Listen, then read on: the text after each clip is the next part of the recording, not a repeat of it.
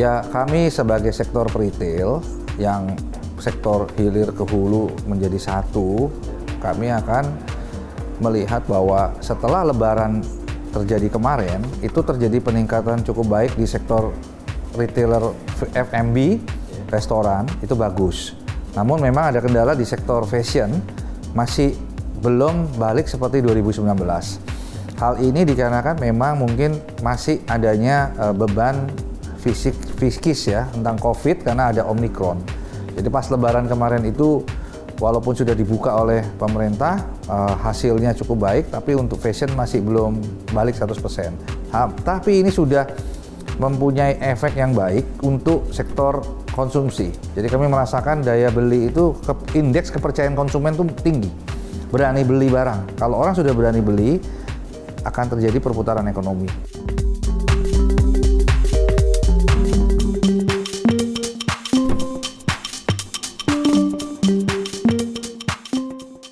Ya, itu yang saya lihat bahwa indeks kepercayaan konsumen masih bagus. Ini melihat bahwa mereka mungkin di inflasi itu mereka mempunyai pendapatan lain dari bukan hanya single pemasukan, tetapi kadang-kadang mereka bisa jualan online, mereka bisa work from home, bekerja di beberapa perusahaan. Hal ini kami lihat nyata sekali. COVID ini ada sesuatu yang baru. Jadi ada karyawan yang hanya mau bekerja di work from home, tetapi dia tetap bisa mendeliver pekerjaannya dengan beberapa tempat bekerja.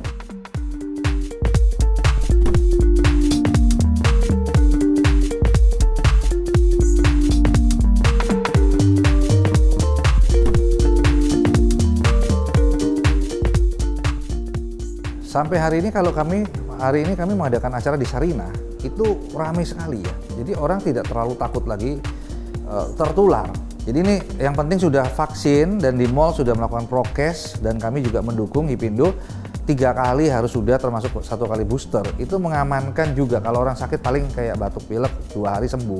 Ini sudah menjadi satu endemi ya, itu pandemi menjadi endemi.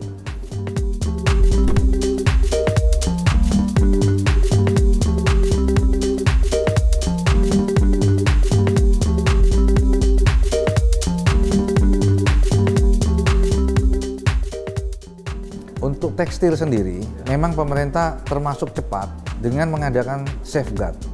Nah, kebijakan safeguard ini kami Hipindo mendukung dengan catatan menekan masuknya barang ilegal. Dan Pak Menteri Perdagangan kemarin sudah membakar berapa banyak baju bekas import. Itu ada satu positif. Karena itu adalah tidak membayar pajak, tidak memberi manfaat buat bangsa. Dan kalau yang kami dukung adalah masuknya barang-barang ilegal. Tetapi kalau safeguard itu untuk contoh anggota-anggota Hipindo yang sudah membayar pajak import, pajak karyawan, sewa, PPN, itu semua kan bermanfaat buat bangsa. Kami harapkan safeguard itu bisa dipastikan tepat. Jadi jangan yang sudah bayar pajak di safeguard, yang tidak bayar pajak tetap lolos. Nah, di sini harus ada penindakan untuk yang memang seperti yang Pak Menteri Perdagangan. Dia akan menindak yang tidak sesuai dengan peraturan, tapi yang harusnya mendukung yang sesuai dengan peraturan. Termasuk dalam hal ini impor. Nah, itu untuk yang tekstil. Untuk fashion, untuk yang food, itu mendapatkan berkah daripada di Lebaran ini kami melihat bahwa Indonesia sekarang itu dengan adanya infrastruktur, dengan adanya Gojek, Grab, itu penjualan makanan juga meningkat.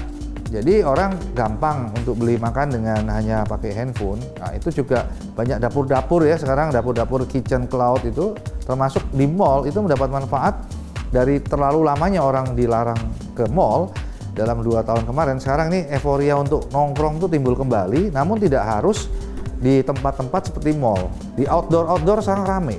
Outdoor seperti di Peak, yang outdoor, M Block dan lain sebagainya.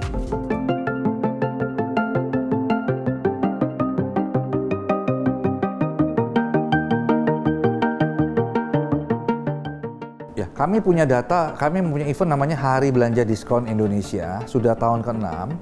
Kalau bahasanya tuh Indonesia Great Sale.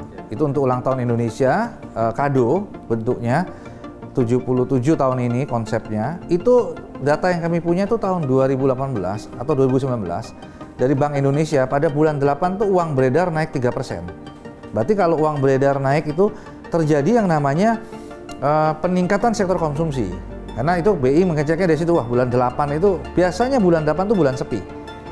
Biasanya bulan 8 tuh orang setelah back to school, Juli, bayar uang sekolah, bulan 8 tuh saving. Nah kami gelontorkan hari belanja diskon.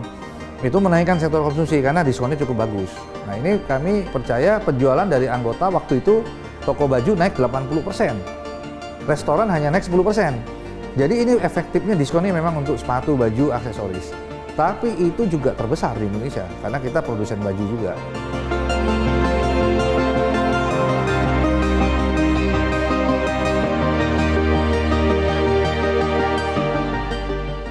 Untuk data terbesar dari sampai dengan saat ini, Pulau Jawa yang terbesar Pak. Itu selalu 60% dari omset kami itu di Jawa plus Bali lah.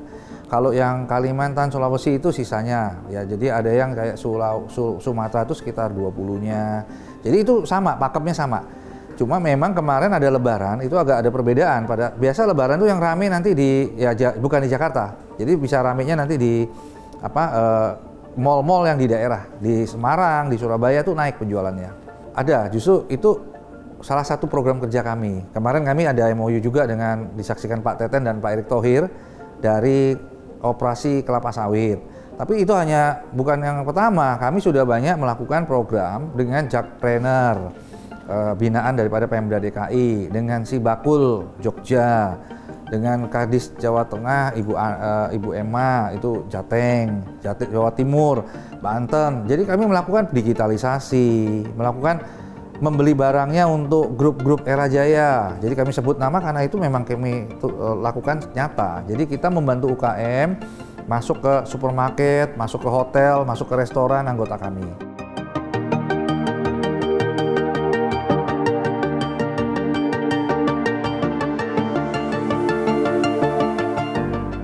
Ya, jadi momentum sekarang kami lihat momentum grafik lagi naik. Sejak Lebaran tuh naik terus, orang udah nggak terlalu takut dengan COVID ya.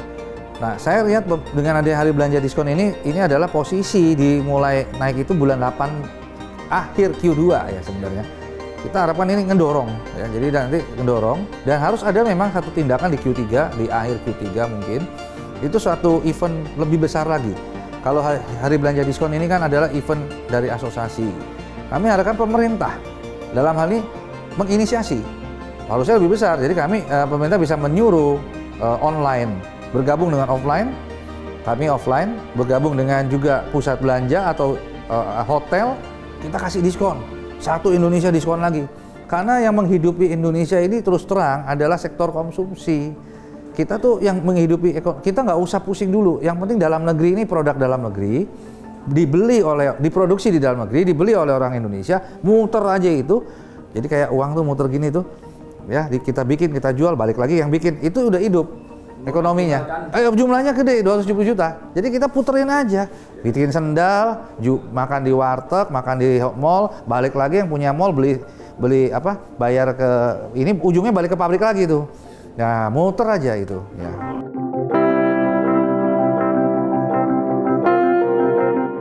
Kami justru belajar, makanya hari ini dalam 2 hari ini di Sarina kita bikin Indonesia Retail Summit. Itu suatu event, ada expo, ada conference, ada yang namanya juga termasuk ada award, ya, conference, expo, award, government networking. Nah, salah satunya expo itu adalah digital, itu menjadi satu solusi. Nah, jadi ada banyak sekarang orang pesan dengan handphone itu baru juga tadi saya nemu teknologinya baru dipasang, jadi bisa dikirim dari dapur langsung tanpa harus ini. Jadi sistem itu malah langsung seperti Gojek lah. Nah, banyak teknologi saya juga harus belajar. Tapi intinya ada solusinya. Jadi solusinya itu selalu ada blessing di dalam satu masalah. Jadi contoh anggota kami yang gila-gilaan salesnya naik. Contohnya yang jualan laptop naik sekali ya, karena semua orang lagi digitalisasi. Jual handphone naik. Jualan ini juga naik. Yang minimarket, karena sekarang, tapi ada yang terkena juga. Jadi sekarang orang belanja tuh nggak mau jauh-jauh karena work from home atau nggak mau keluar jauh-jauh, dia belanjanya di minimarket. Supermarket masih bertahan, tapi yang bentuk hypermarket wah itu harus hati-hati, sewanya mahal, tokonya gede, nggak didatengin lagi. Nah ini akan ada reduce ke small store, jadi nanti mall harus lebih slim. Sarina ini kecil, tapi ramenya minta ampun, 40.000 orang sehari, karena kecil tapi jadi kelihatan rame, dan otomatis ongkosnya lebih kecil. Nah jadi retail sudah belajar 2 tahun ini Pak, kita harus save the cost, karyawan tambah dikit, teknologi diinjek, Kopi Kenangan tadi juga bicara, Jeko juga bicara, semua bicaranya tentang growth. Ternyata mereka growth semua, Kopi Kenangan growth sekali. Jadi pembukaan tokonya dan mau ke Malaysia tadi buka hari ini. Jadi bagus buat brand lokal.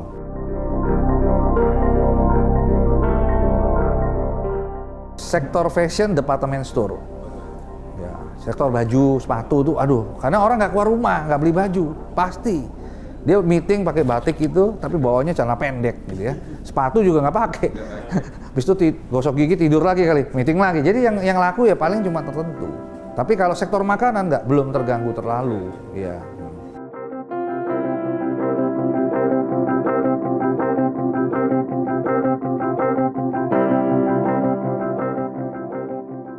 Baik, jadi ini kalau soal minyak makan merah ini kan program pemerintah. Karena bukan dari pabrik besar. Kami sekarang sudah beli dari pabrik besar dari dulu, sektor minimarket, supermarket, hypermarket, restoran itu jumlah besar. Dan kami sih kepentingannya adalah ya pasti B2B ya. Kalau ada harga murah, kualitas bagus, pasti itu ada vendornya.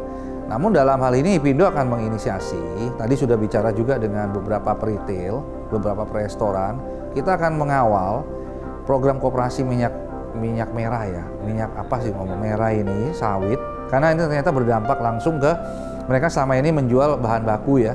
Kita harapkan mereka sekarang bisa memproses menjadi satu barang jadi. Tadi sudah kita kasih masukan tentang desain kemasan, barcode, QR code yang standarnya retail.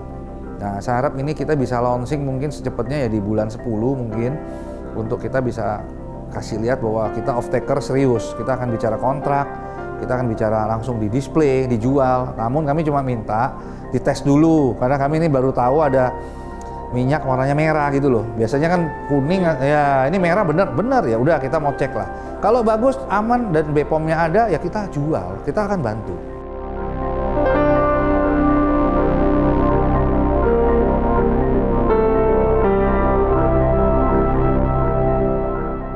Saya belum tahu, ini baru sekali, ini baru. Saya juga baru tahu ada minyak merah, saya pikir tadi itu apa sirup apa-apa. Tapi kalau membantu rakyat kita bantu nanti. Itu harus nunggu dari harga dari pabrik dulu, dari si koperasinya. Kita belum tahu, cuma kalau memang bisa lebih murah, artinya kan membantu masyarakat nih. Sekarang orang kalau beli barang mahal-mahal ya ngapain? Kita juga nggak dalam posisi. Retail tuh udah punya standar price Pak. Nggak bisa retail tuh, maaf kayak warung, hari ini dia mau jual rokok berapa. Kita tuh begitu di enter di kantor pusat, dari Sabang sampai Merauke harganya ya udah beres, nggak bisa itu hari ini naik turun. Jadi kita ya dapat berapa nanti kita akan jual gitu ya dengan standar.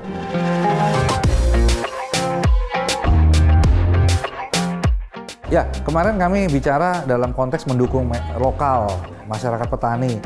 Pokoknya responnya siap. Artinya kami udah kolek ya, kalau produksinya cuma 10 ton gitu ya mungkin bisa diserap ya, karena itu namanya kan koperasi ya.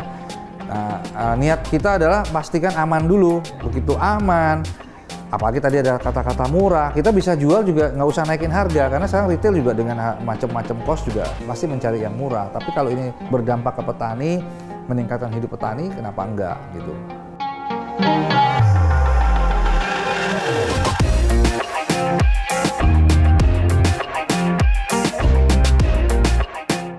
Itu nanya koperasinya. Kalau saya dengar kemarin dari koperasinya waktu tanda tangan bisa lebih murah. Kalau bisa lebih murah ya ayo kita coba dukung gitu. Tapi kan itu udah dikemas loh belum? Kan dari supermarket ada standarnya. Restoran juga ada, misalnya datang apa mesti pakai jerigen atau apa kan, itu nanti kita lemparin itunya, kemasannya gitu.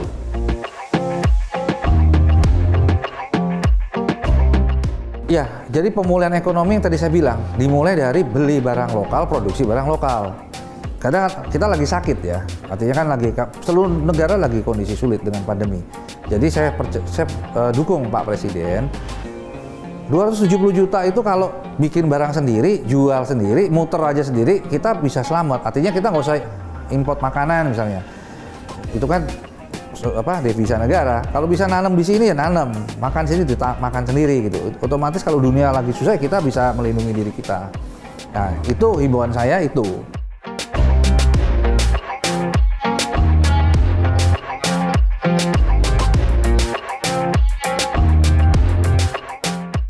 Iya, jadi memang ada satu poin tadi yang kita juga bicara sama pemerintah. Misalnya gini, kita nggak bisa bikin barang, tapi kita nggak boleh import. Itu juga bahaya. Contoh, ada waktu itu saya ikut rapat dengan Pak Menteri Perdagangan era dahulu. Dia mau masukin logam nggak boleh, karena ada larangan, ada pembatasan lah, import logam. Tapi logam itu logam khusus.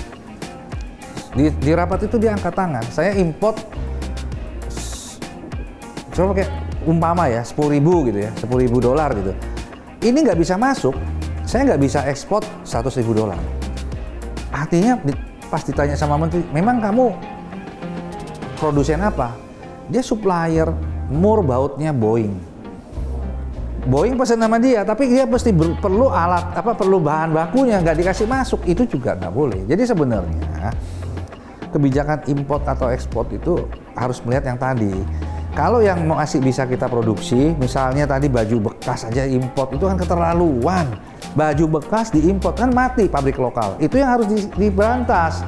Tapi kalau import baju yang harganya 20 juta, mereknya terkenal, misalnya kita sebut merek yang di mall mahal-mahal, itu ada pasarnya, orang nggak bakal mau, Pak. Dia memang udah biasa orang kaya, maunya di Singapura, maunya beli di mana, Hong Kong. Sekarang kalau ada di Indonesia baju itu kan dia nggak usah beli. Dan itu kan komunitasnya sedikit. Kayak Boeing itu kan nggak banyak, tapi itu duit juga gitu, nggak diambil juga sayang gitu loh. Nah, ini yang menurut saya harus ada, ngerti import yang ekspor itu harus pas regulasinya. Nah, mengenai misalnya barang China lebih murah tadi, ya kita kalau udah nggak bisa bikin lebih murah, misalnya dia lebih murah 10% lah. Kalau 10% sih masih kita accept, Pak. Itu ngapain import? Karena import tuh ribet, bayar cash. Kalau ada rusak, ngemulanginnya gimana? Kontainer susah. Tapi kalau udah bedanya 50-100%, itu secara ekonomi jangan bikin pabrik di Indonesia. Logikanya aja, kalau ada barang di Surabaya lebih murah, sampai 100%, ngapain bikin pabrik di Semarang? Kan bodoh, kita ya mendingan beli sama Surabaya.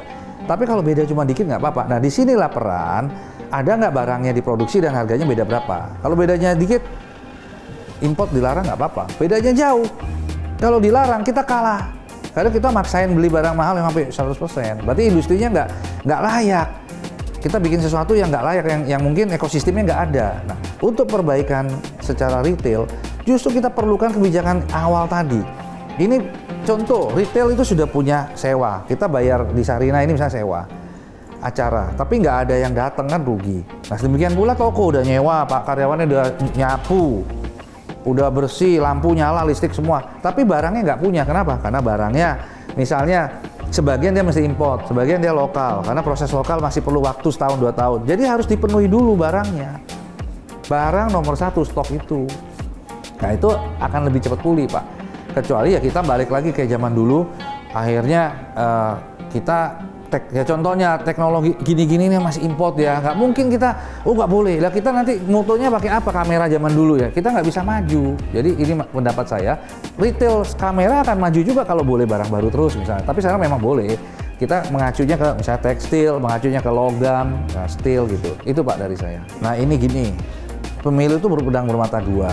Selama ini kalau pemilu juga rame, Pak, itu duit yang turun ke Indonesia tuh juga baliknya ke retail. Artinya kan bikin kaos, cetak, itu muter, yang punya pabrik kaos akhirnya makan di restoran mahal ya, itu masih kan ke retail juga.